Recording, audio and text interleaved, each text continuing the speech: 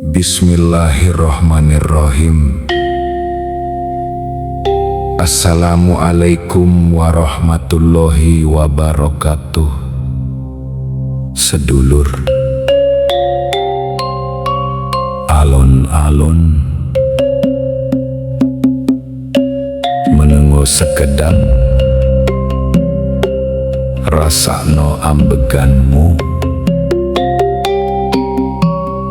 Urip ora kudu tansah dimenangke, kadang kala ati mung butuh tentrem lan pasrah marang Gusti. Ngaji rasa sinau ngerti awak dhewe, sinau nrimo, sinau ikhlas. Muga saben langkah kita diparingi pepadang ati tentrem lan urip kebak berkah. Ngaji rasa maca jero ning nyero ati.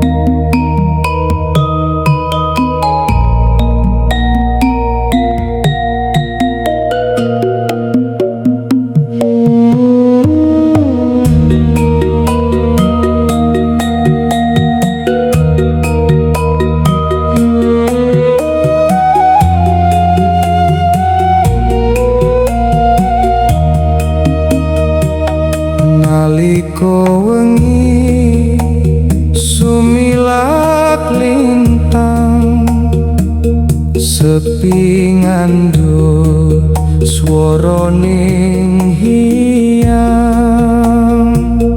Rasa jerong langut tanpa wates, nuntun jiwa marang pepadang. Sadroning napas kang tumetes, Ono asmone kang ora tinulis, dudu swara, dudu warna, nanging rembaka ing sajroning rasa.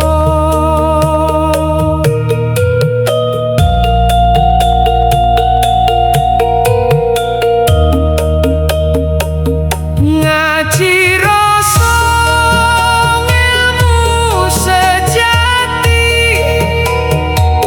mirsani Gusti lumantar ati, tan ketinggal nanging ngayomi saben titah, saben dumati. ngaji rasa, nyawiji rasa, Kawula lumaku marang Kang Kuwasa, ing sepi ketemu pepadang. ing rasa manunggal tresnone. Gunung Sekara, lintang lan meko, kabeh muji asmone Kang Moho. Manungsa mung sawiji wirama ing kendhing agung jagat raya.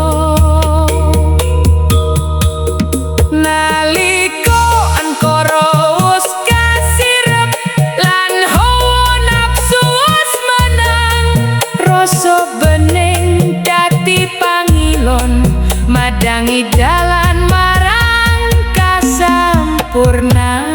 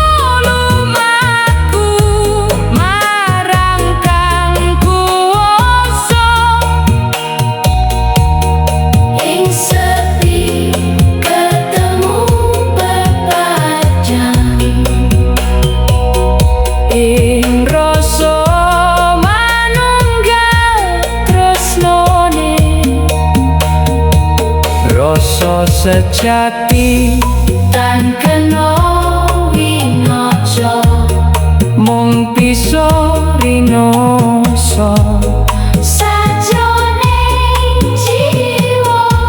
nalika ati wis pasrah sumarah. Gusti tansah cekak tanpa jarak.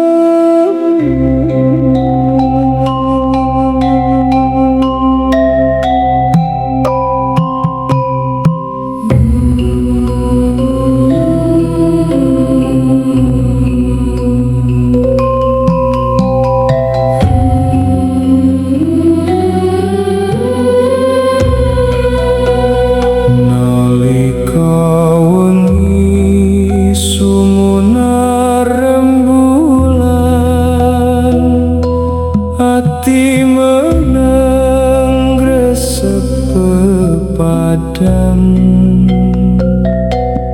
goleki dalan kang sejati, lumantar rasa ing sajroning ati. Suwung dudu tanpa tegas, sepi dudu tanpa suara. Ing jeroning rasa kang pening, ana pituduh saka Kang Maha. Laku sejati ning ati,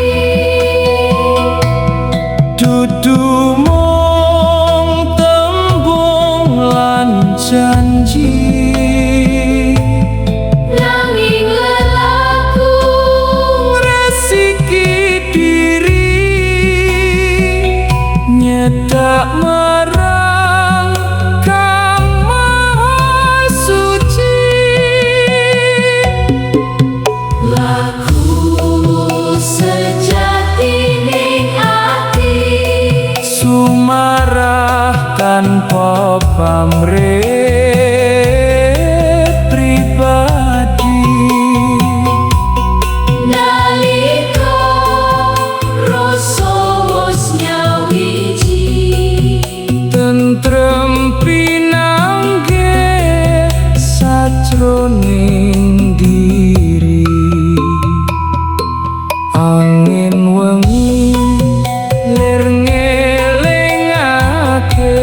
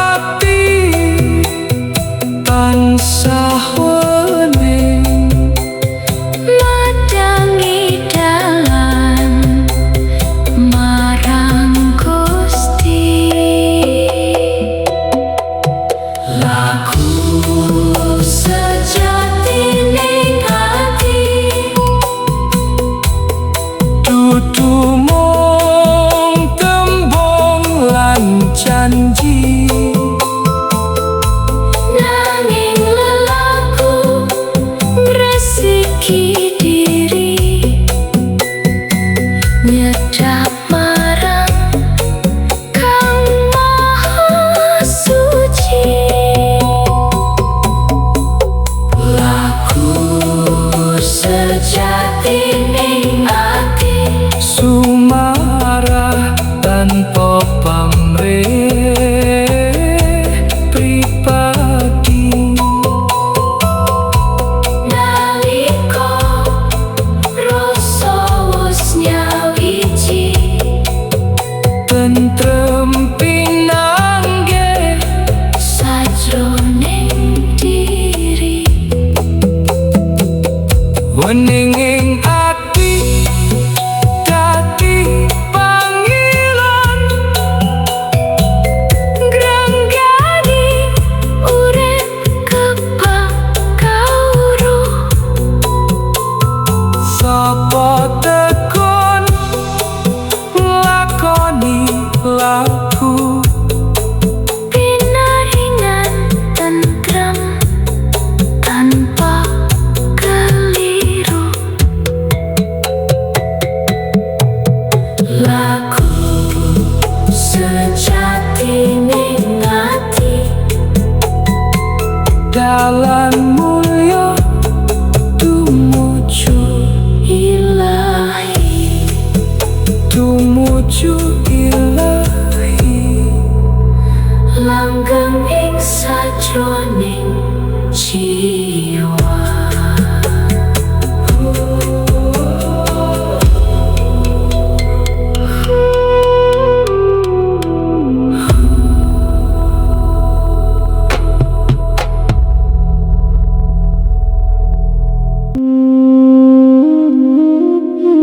Sepi, dudu tanpa isi. Meneng, dudu tanpa swara. Ing sajroning rasa kang bening, ana pituduh kang ora kasat mata. Monggo nyawiji sajroning rasa lan ngraos tentreming jiwa. nyawiji sajroning rasa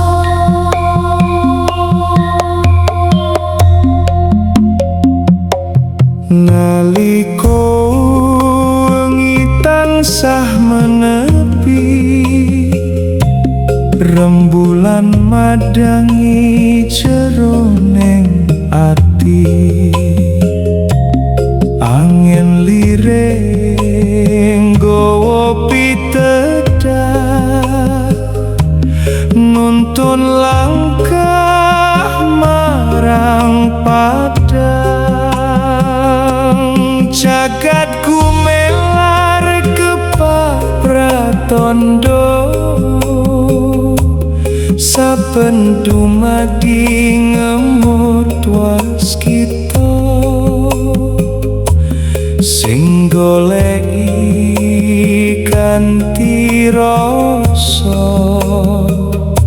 bakal pinanggih dalan utama.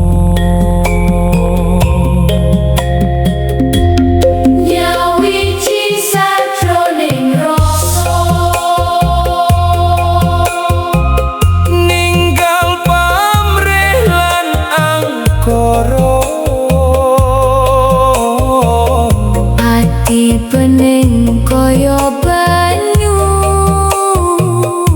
gambarake cahyane Gusti nyawiji sajroning rasa tan ana beda kawula lan sak pepodo tresno tuwa tanpa winates grengkoh urip kanthi rahayu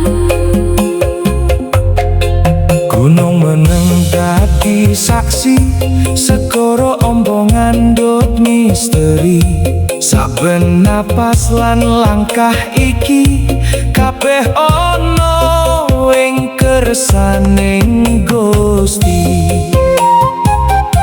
nalika angkara wis kasirep sirep rasa sejati wiwit mekar nuntun jiwa marang sadar.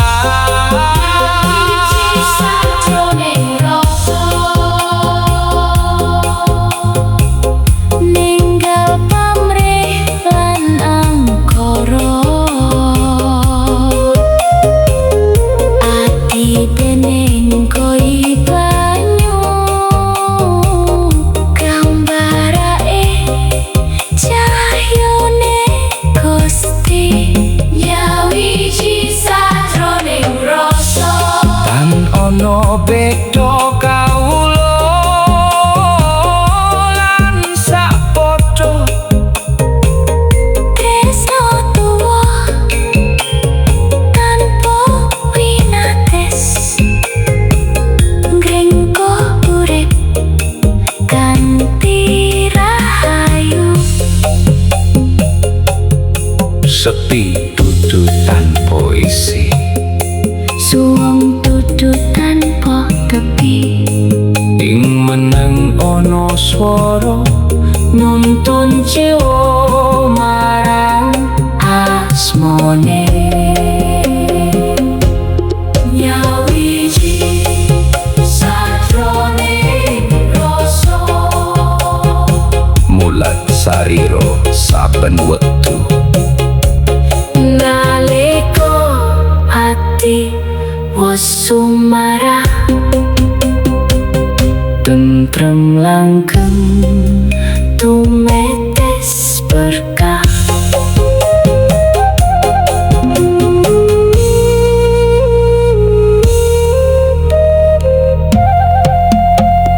nyawiji sajroning rasa.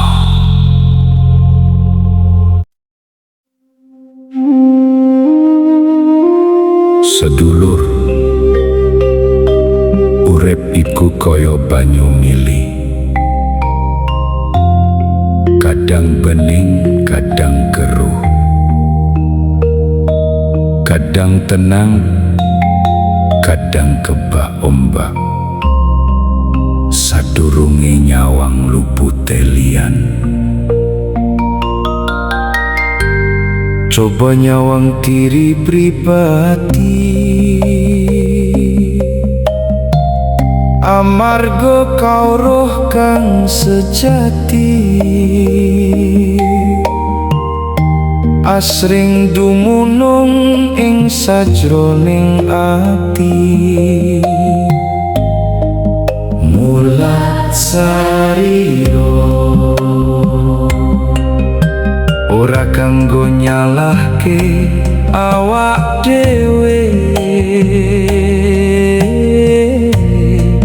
nanging kanggo manjerteni sopo sejatine awake iki.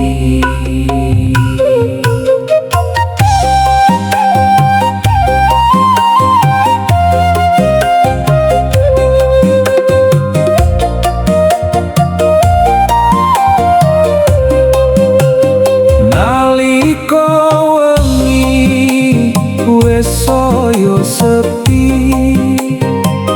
ati meneng nyawang diri lelaku urip kang wis diliwati akeh piulang kang durung dingerteni rembulan madangi laku iki nonton rasa marang tujuan sejati ing sajroning meneng kang suci aku sinau ngenali diri mulat sariro nyawang ati kang sejati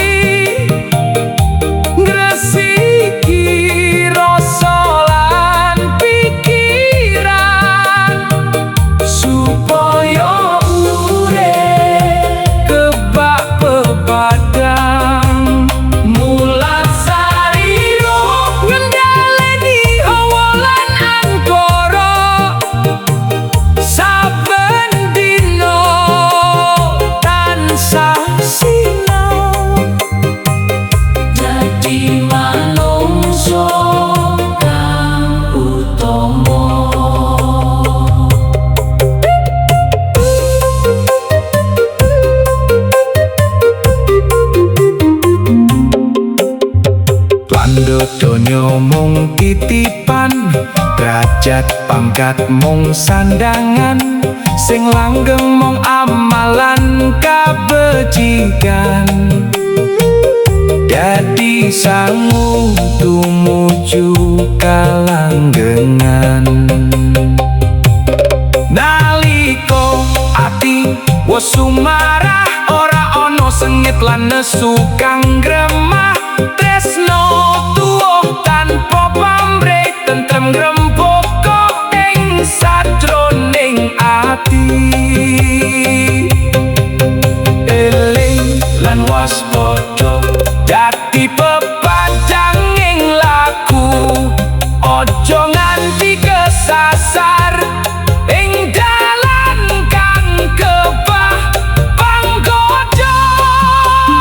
Mulai sariro nyawang ati kang sejati, gresiki rasa lan pikiran, supaya urip kebak pepadang. Mulan sariro ngendhaleni hawa lan angkara, saben dina tansah sinau dadi manungsa kang utama. Nalika ati wis wening, rasa sejati bakal katon. Mulat sariro saben dina, supaya luwih cedhak marang Gusti. Cedhak marang Gusti, Lumantar rasa lumantar katresnan, lan lumantar kabecikan.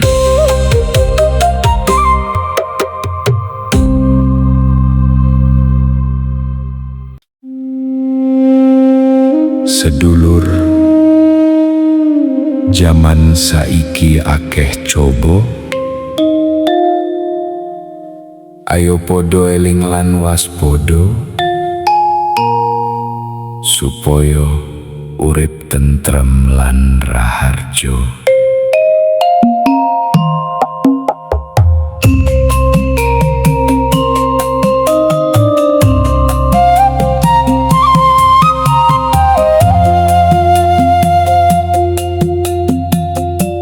Goro-goro jaman saiki, donya kebak angkara. Sing bener kerep disalahke, sing salah malah gumunggung rasa.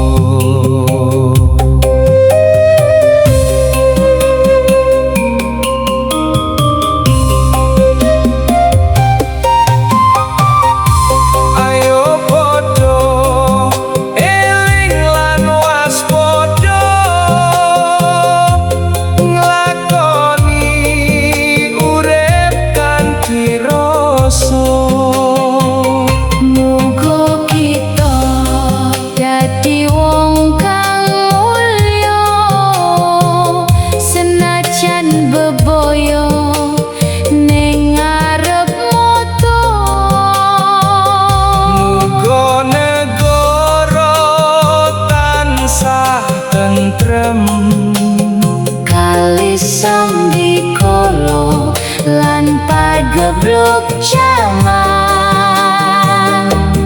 rukun agawe santoso, pecah belah agawe cilaka.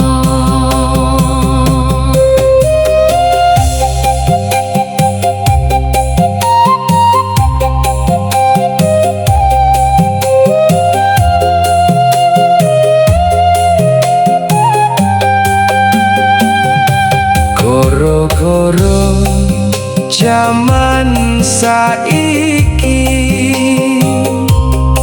dunya loro Sing bener kerep disalahke, sing salah malah kumunggung rasa.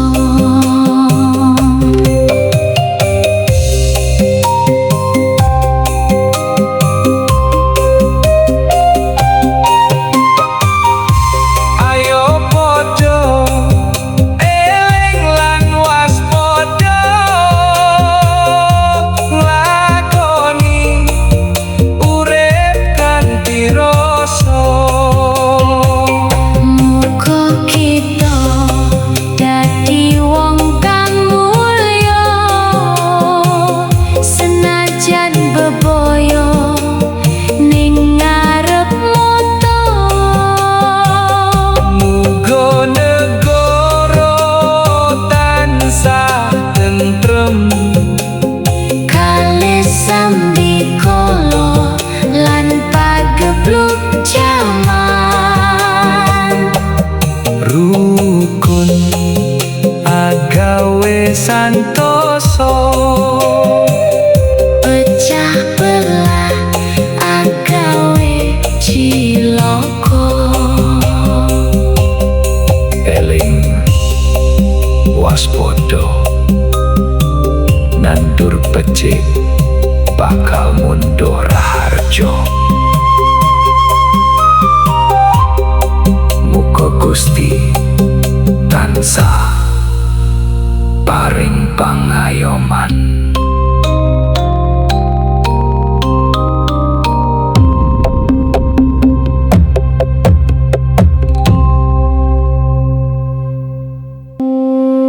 Sedulur, urip ning alam donya iki mung mampir ngombe. Ojo nganti kesasar merga bondo lan derajat. Elingo, besok bakal ana wektu nalika awak iki sowan ing ngarsane Gusti kang murbeng dumadi.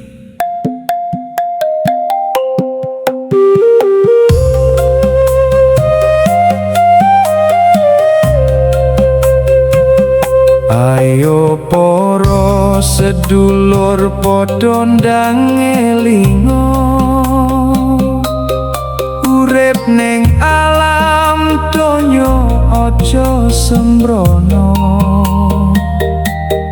Aja mung nuruti angkara murka, lali dalan kang tumuju suwarga. Dina ganti dina wektu tansah mlaku, tan krasa umur saya nyedaki tuju.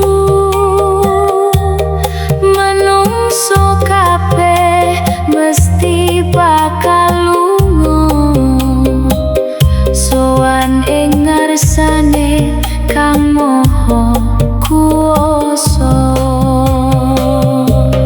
Aja gumonggung pondo donya, Kabeh mung titipan sak wektu. sing digawa mung amal becik.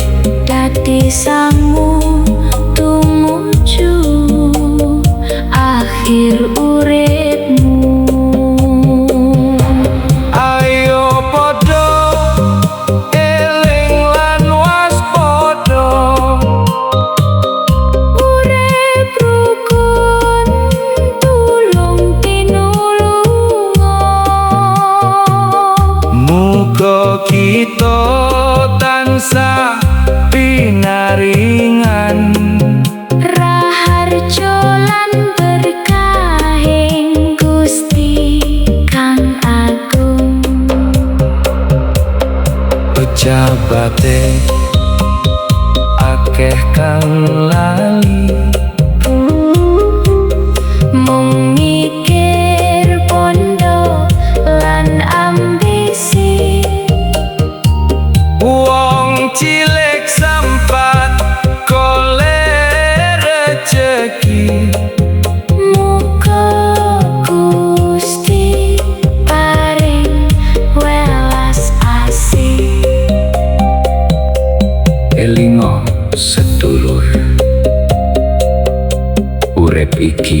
ora langgeng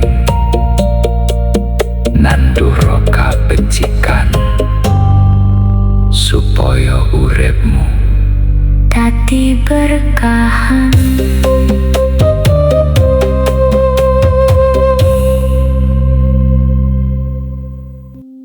Sedulur, urip iku ora mung golek bondo lan derajat.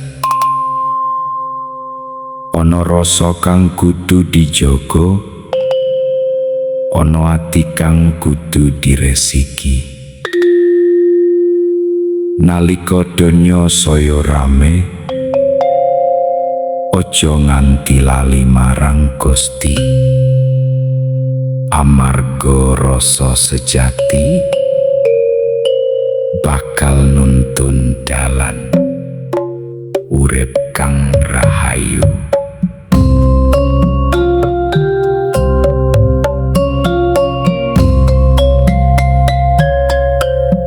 Nalika wengi tanpa lintang, aku meneng gelar rasa nyawang urip kang kebak coba goleki dalan tumuju rito. Angin lirih nggawa pitutur supaya ati tansah jujur, aja kesasar mergo angkara lan gumunggung pondo donya. Gelar rasa buka ati sing wis swarga. Gelar rasa nyedak marang kang maha kuwasa.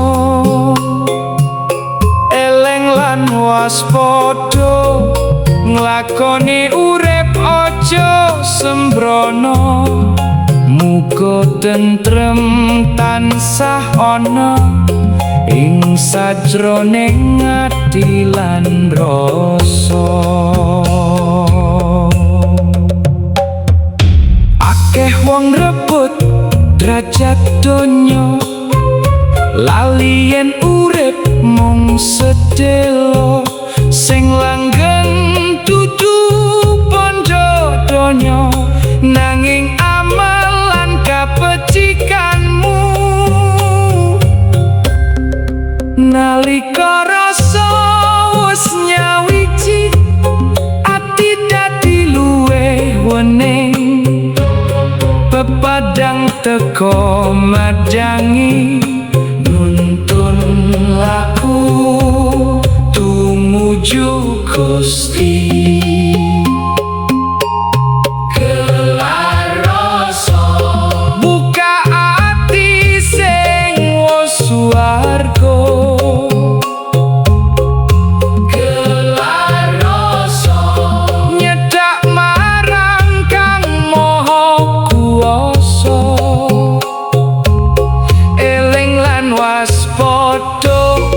Nglakoni urip aja sembrono, muga tentrem tansah ana ing sajroning ati lan rasa. Gelar rasa resiki ati, Gelar rasa nyawiji marang Gusti. Tentrem rahayu langgeng sajroning jiwa.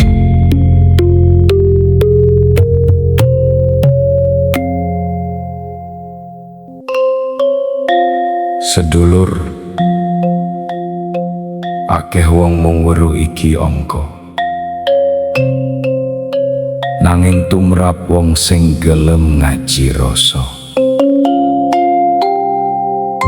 Iki dudu hitungan nanging pangeling urip angka loro lair lan dikurangi ngurangi hawa nafsu lan sifat ala. Angka loro maneh ikhtiar lan donga ping 3, sesambungan karo Gusti, manungsa lan alam. Tambah 3 ilmu, amal lan akhlak. Yen rumus iki kok lakoni, insyaallah uripmu bakal luwih migunani.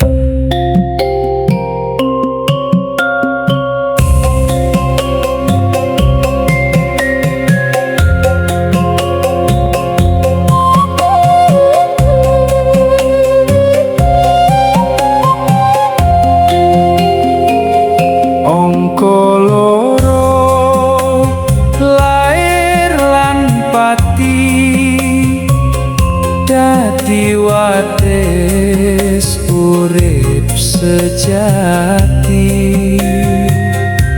Nalika napas isih diparingi, ngaji rasa ben ati suci. Tondo kurangi dudu kalah, nanging ngurangi hawa lan gelo. Ngurangi kumunggong lan srakah, supaya ati tansah pasrah. Angka loro lair lan pati, dikurangi ateges resiki ati. Angka loro ikhtiar lan donga, ping 3 tresno Gusti sakpe padha lan alam semesta. Tambah 3 ilmu, amal lan akhlak mulya. Urip mung mampir ngombe, ojo nganti lali dalane. Sing digawa dudu bondo, nanging amal kang nyata. Rumus urip wis kabuka, saiki tinggal nglakoni. Ati resik, iman jejeg, mugi slamet nganti akhir.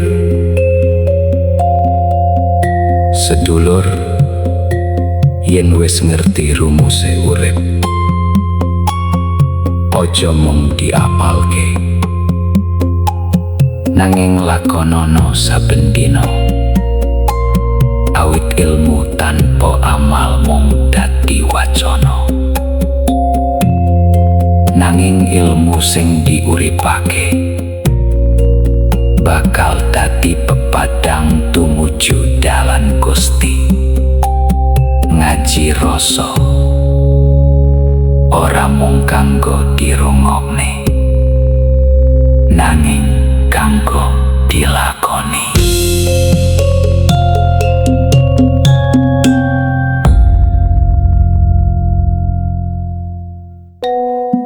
Sedulur,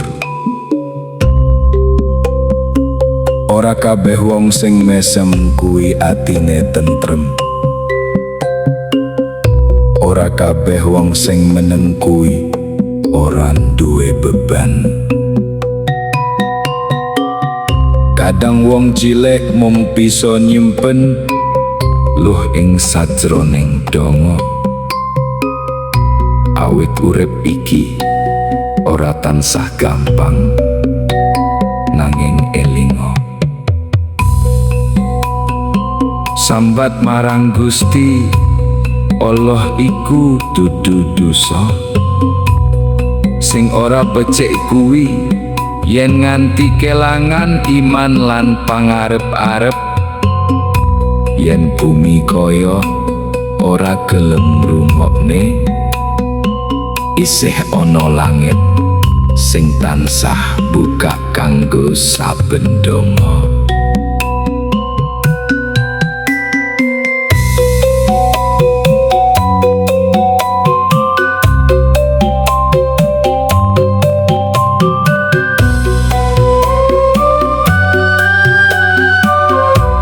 Esok budal golek rejeki, sore mule nggawa kesel ati, keringet milih dadi saksi, urip mung ngarep ridho ilahi. Kadang diino mergo ora duwe, kadang dilaleke mergo ora kuwasa, nanging ati tansah ngucap syukur, awit Gusti mesti paring dalan luhur. Yen lo iki tumetes meneng, ojo nganti iman melu garing. Yen sikil kesel mlaku ado, dong ojo nganti mandek. Sambat ora dosa, yen marang Gusti Kang Maha Kuwasa, lo sing tiba dadi donga, muga Gusti paring pepadang. Sambat ora dosa, Yen ati tansah eling asmone, abot urip aja nganti buyar iman, awit saben ujian ana ganjaran. Ora kabeh sing sugih kuwi tentrem, ora kabeh sing mlarat kelangan pangarep. Pando dudu ukuran derajat, sing langgeng mung amal lan niat. Yen dina iki Durung kabuka ojo nyalahke, wektu lan kahanan, tetep ikhtiar tetep dedonga, awit Gusti ora nate ninggal hambane. langit peteng ora selawase, udan deres mesti bakal terang. Sabar iku dudu tondo ringke, nanging kekuatan wong kang pasrah. sedulur. Yen uripmu dina iki isih kebak tangis, ojo isin nyuwun marang Gusti, awit Sambat marang Gusti iku dudu dosa, sing kudu diwedeni yaiku nalika ati wis ora gelem ndedonga. ngaji rasa, ora mung sinau urip, nanging sinau percaya marang janjine Gusti Allah. Bismillahirrahmanirrahim. Sedulur, akeh sing kesel mergo bandingke uripe karo uripe wong liya. Padahal Gusti Allah ora nate kliru nulis rejeki saben hambane. Sing ketukar kuwi dudu rejekine, nanging kadang syukure, sabare lan ikhtiare. Mula ojo gumunan karo nikmate wong liya. awet rezekimu ora bakal ketukar.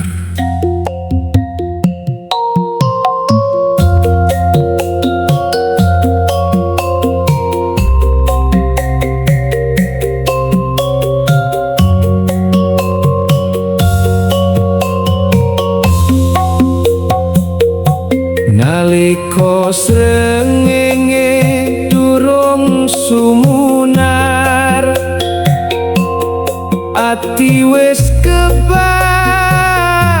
pangajab. Saben langkah tak iringi donga, ngupaya berkah saka Gusti Kang Maha Kuwasa. Ana sing cepet, ana sing alon, kabeh wis ana wektu lan dalane. Aja nganti sirih ngrusak ati, berkah lair saka ati sing suci. Aja ngitung rejekine liyan, ngitung nikmat sing wis diparingke. Sing sabar bakal diparingi dalan, sing jujur bakal dijogo Gustine. Rejeki ora ketuker, saben wong wis ana ukurane. Sing penting ikhtiar lan jujur, lan tansah pasrah marang Gustine.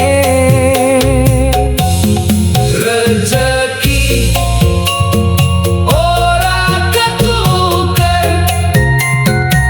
ora bakal kesasar dalane.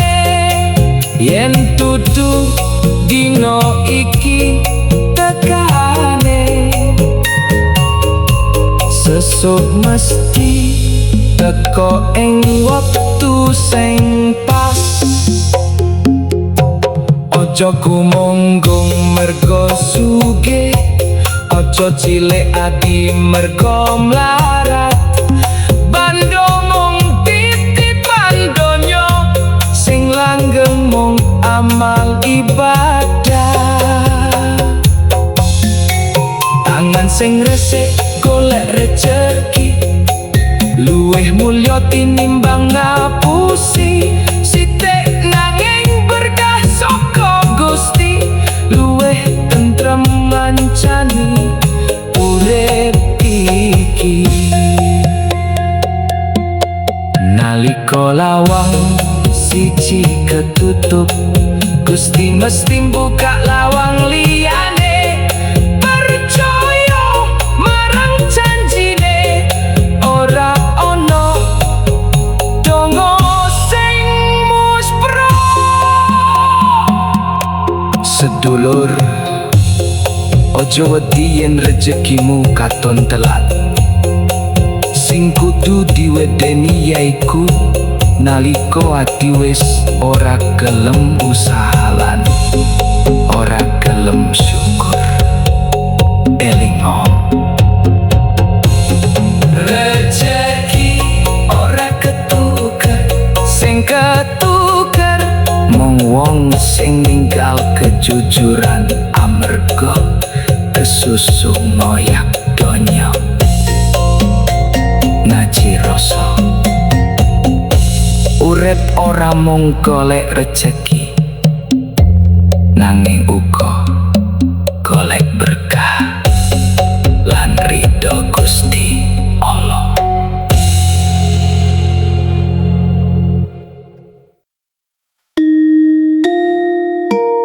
banyu mili ora nate ngapusi. Kawruh sejati ora katon ning mripat, nanging kumandang ana ing jero rasa.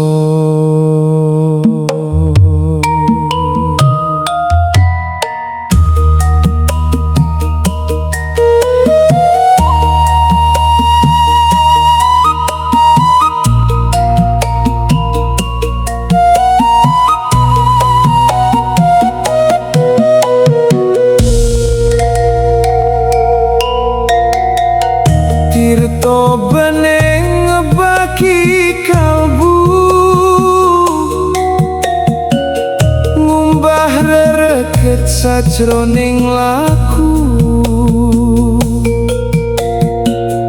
Angin lirih dadi pitutur, nuntun sukma marang nur. Godhong tiba tanpa swara, mulang ikhlas tanpa wara. Saben lampah, saben ambegan, kabeh wis ana bebesten. Tirta kawruh mili tanpa tepi, madangi ati kang sepi. Dudu kamulyan kang kinupaya, mung pepadang sih kang kuwasa. Tirta kawruh sumrambah jiwa, ngilangake pepadang rasa. Sapa eling lan waspada, bakal manggih dalan mulya.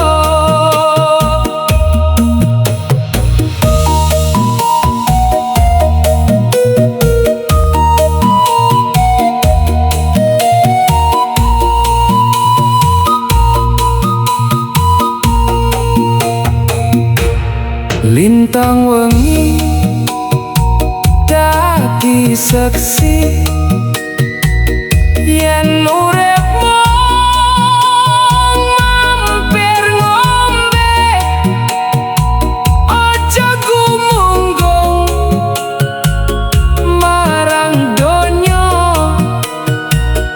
Amarga kabeh mung titipan, meneng dudu tanpa guna, sepi dudu tanpa swara. Ing sajroning menangiku Gusti paring dalan kawruh. Nalika ati wis sumarah, ora ana sengit lan nesah. Rasa tresno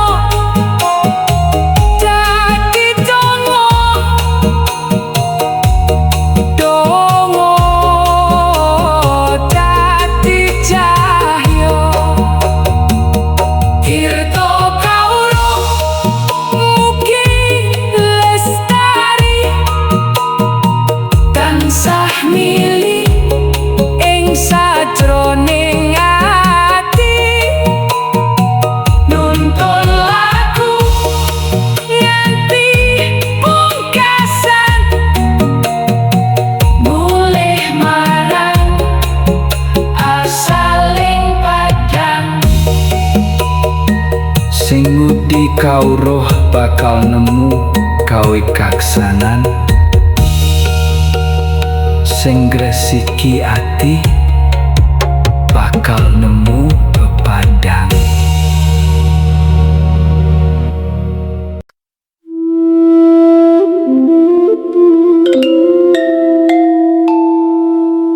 Ora saben wengi ana lintange, nanging saben pepeteng tansah ana dalane. Yen ati isih gelem eling lan pasrah.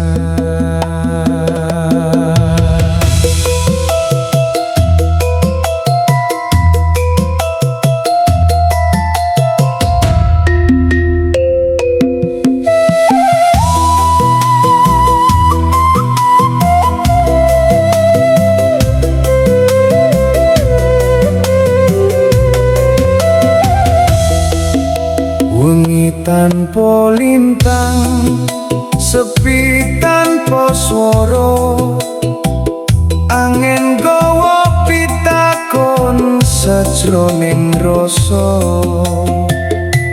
Lampah dawa durung tinemu, nanging pangarep isih murup ing kalbu.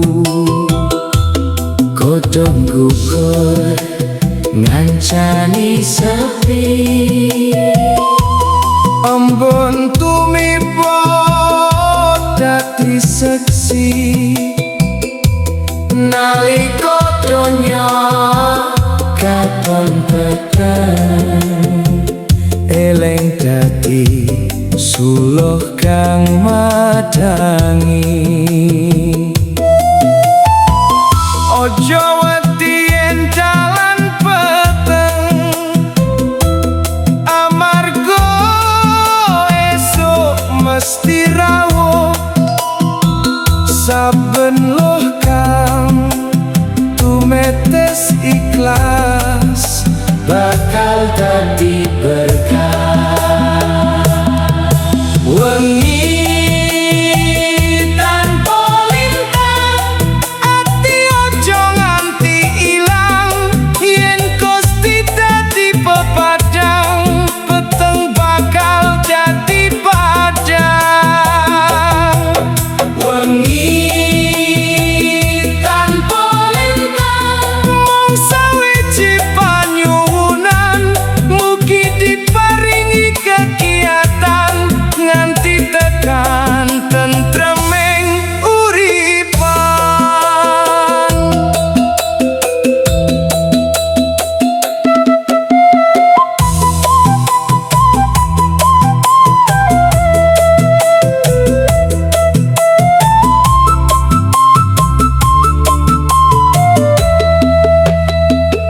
Segara wengi isih gumuruh, nanging rembulan tetep ngenteni.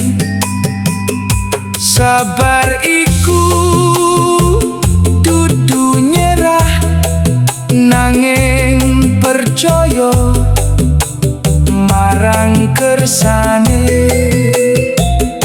Nalika rasa wiwit sumarah, ora ana wedi lan nesah, sing karimung donga lan syukur ngancani saben ambekan. Peteng ora langgeng, padang mesti rawuh. Ati kang resik lan ikhlas bakal nemu dalan mulya. Wengi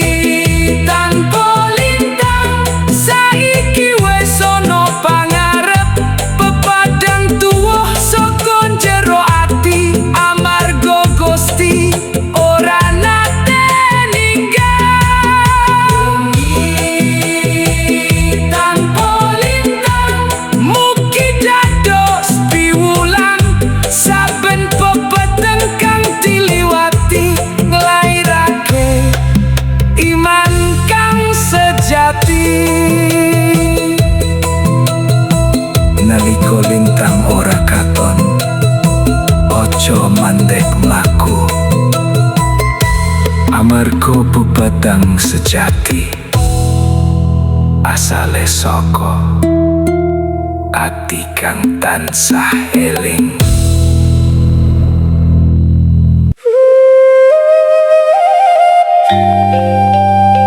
Pamor sejati ora sumunar saka busana, ora katon saka derajat, nanging madangi saka ati kang resik. Hembone sok nyiram suket, nggawa tentrem ing sajroning batin,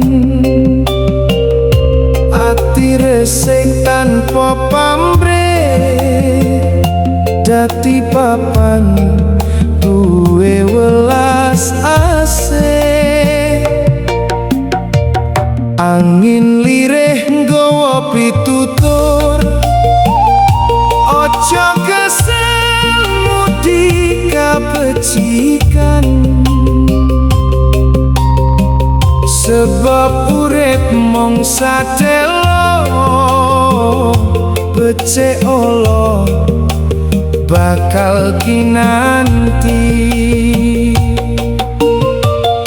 Ojo gumunggung amarga bondo, ojo kumalungkung amarga panguwasa,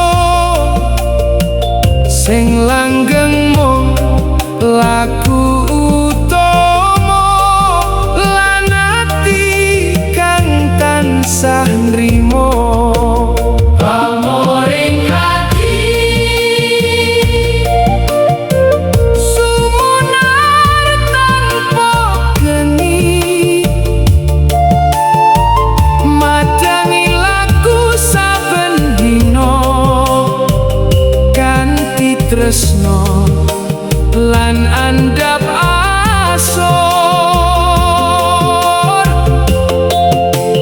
Pamoring ati ora bisa dituku donya, lair saka ati kang ikhlas lan donga kang ora pecah.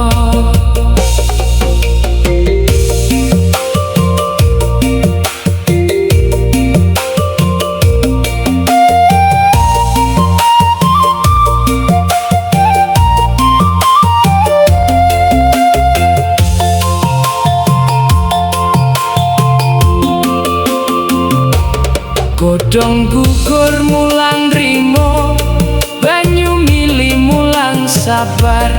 Saben uwong duwe jalan, ojo gampang ngadili liyan. Yen ati kebak syukur, urip dadi luwih makmur. Dudu amarga akehe bondo, nanging amarga tentreme rasa. Nalika tresno dadi laku lan ikhlas dadi sandangan, pamor iku bakal tuwa tanpa njaluk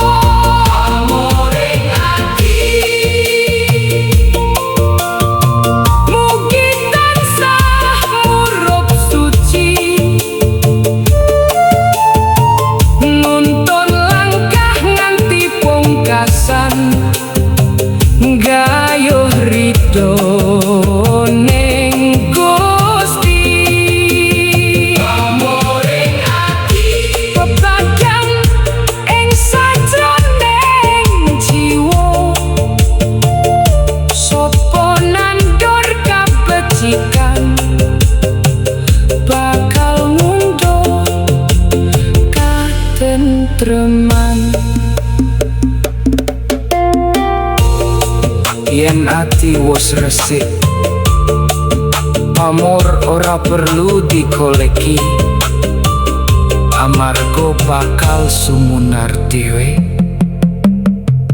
ing saben tembung lan saben laku.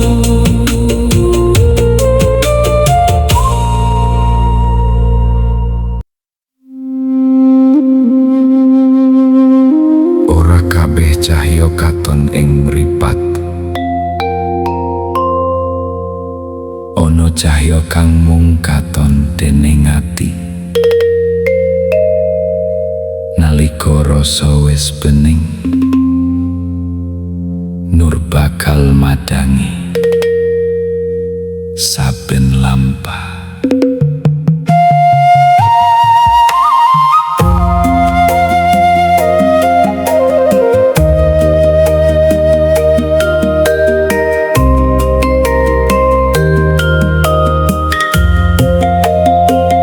Esuk sumunareng alo sukmo, embun suci ngresiki rasa, angin lirik nggawa pitutur,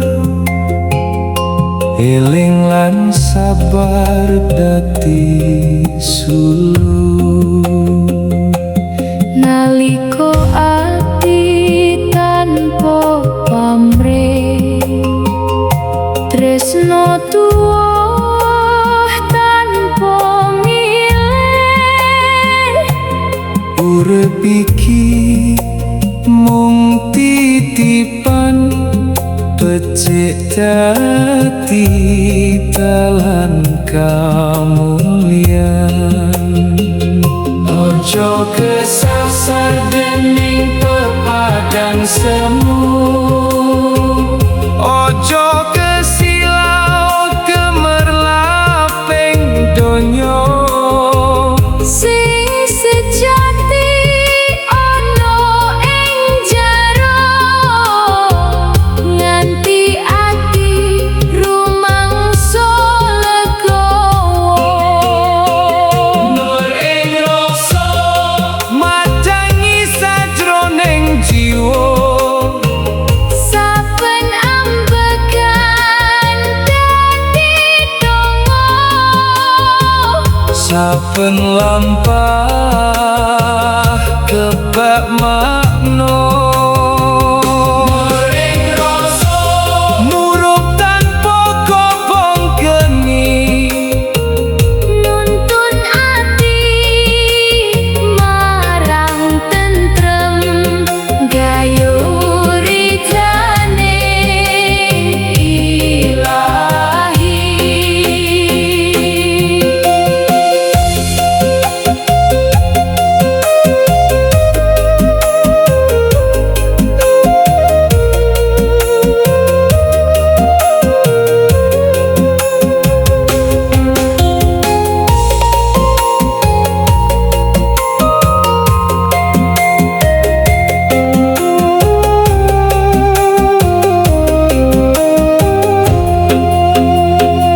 Banyu mili tanpa ngresulo, gunung jejeg mulang setya. Godhong gugur mulang nrimo, langit jembar mulang prasaja. Nalika rasa nyawiji, ora ana sengit lan meri, Sing